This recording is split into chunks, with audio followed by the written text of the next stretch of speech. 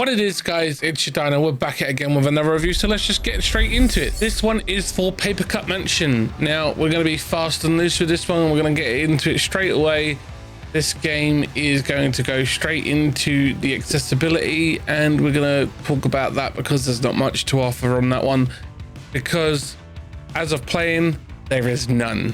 As you can see, that is the option menu. That is all you get, and that's it. Makes me sad that that's happened, and that is the state that the game is in, where it doesn't give you any options for accessibility. You are locked into using a controller, which must have its own accessibility features within it. Now, I always try and champion this sort of thing because it's important to me, but it's a sad state of affairs when an indie can't do that.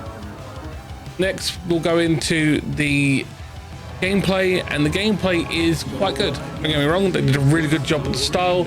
It is an action indie roguelite mansion horror game, which is set in a papercraft world, and where you play as Toby, a police detective arriving at a mysterious old mansion.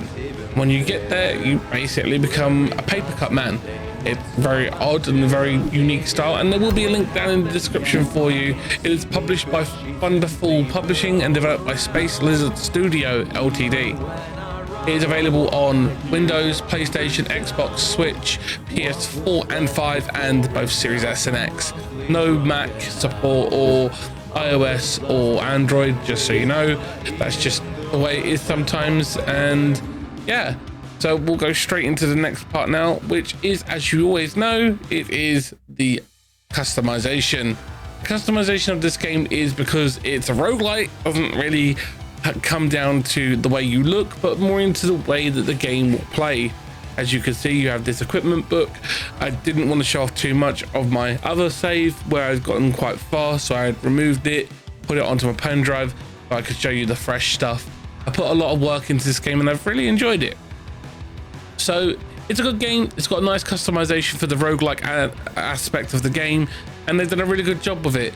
It does have some unique features the way that they've designed it, and it ties into the gameplay in the fact that you are trying to discover why this place is the way it is, and which leads us directly into the puzzles and the combat. The game has a unique combat style in the fact that it uses a card system to develop your loadout, which is the best way to describe it. And it uses very nice, methodical, kind of like pattern-based combat. It's the best way to describe it, in my opinion. It's very well done. They've done a very good job of it. I feel that they have done a stellar job with trying to create a game that is both engaging and challenging at the same time, but not being to the point where it's unrealistically impossible to play. So I feel that they've done a very good job on that, and I do think that they have really stepped up their quality, and they've done a really good job with that. I do like the puzzles that they offer. They come in as additional side quests, which sometimes you have to find items and figure out puzzles to get through certain doors, and they've done a really good job of trying to keep it fresh and unique at the same time within the art style that they've created. I do feel that the way that the game plays in regards to how you approach each puzzle does heavily depend on your loadout and where you are combat wise within the game. And given that we'll go into the next part. As you guys know, it is my final thoughts, because I like to break that down and try and get as in-depth as possible with this. I do like the way it plays. I do think that the PC requirements for the game is honestly very approachable for a lot of people. It doesn't really require a lot. It requires a Core i5, 8 gigs of RAM, and integrated graphics. That's basically it. It can run on a potato, if you want to call it that. But that's just one of the cool things about this game, is it's trying to be as accessible as possible for all types of gamers in regards to its requirements to play. The only thing that lets it down, in my opinion, is the fact that it does not have any accessibility. Don't forget, guys, to smash that like button. It really does help the channel grow. It really is important. And don't forget to leave a comment and tell me what you thought of the review. If you have any constructive feedback, it really does help as well. I do feel that they have done a very good job in the soundtrack and trying to keep the game as engaging as possible within its procedurally generated mansion layout for each different attempt that you do on the mansion. Because it is a roguelike game, it will change as you play through, and the music and the lyrics of the stories are very well done, and the way that they've written it is very, very intriguing, and I think that they have put a lot of passion into the game. The only problem is, like I said, it's missing on the accessibility side. Now, given the fact that it's on consoles, does mean that it is going to be able to do things like remappable buttons through different controllers and stuff like that.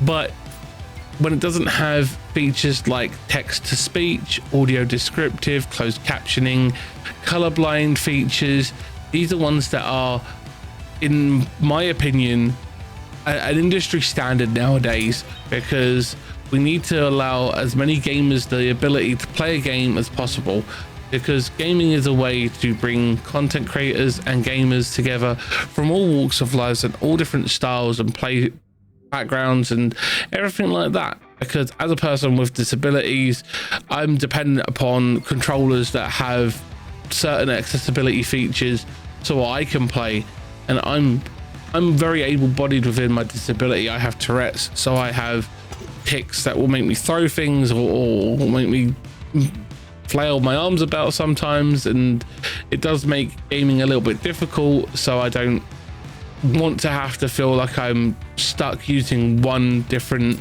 thing to do it, and I feel that if the accessibility features are there for people like me who are able-bodied in the fact that we have access to all of our faculties and we can move our arms and stuff like that, the fact that it doesn't have things for people with other sorts of disabilities like colorblindness and deaf and blind and stuff like that, it kind of makes me feel sad, because everyone deserves the right to play, and that is a con on this game. Will I recommend the game though? Yes. To any roguelite fans, this is probably going to be one that they'll probably sink quite a few hours into it. It's got puzzles, it's got a really interesting story, and they've done a really good job of trying to create a unique and compelling gameplay for you to enjoy. I do feel that they've done a very good job with the combat as well, and the versatility of the different loadouts that you can do as you run through the mansion each time. Very well done, and I do believe that they have stepped that up in a very unique way. That's just my opinion, guys. I like to hear what you have to say, and if you disagree or agree, sound off in the comments and let me know. I always try and put out these reviews as spoiler free as always. Thank you for watching them, thank you for being here and supporting the channel. You guys are amazing. Special shout out to the mods and the members of my channel. You guys absolutely blow me out of the water every week, every month, and every time you're there at the lives and all the shorts and everything else that you do to support the channel. Thank you, guys. I'll see you in the next one. Be safe, be well, have fun gaming, and I'll see you there. Bye, guys.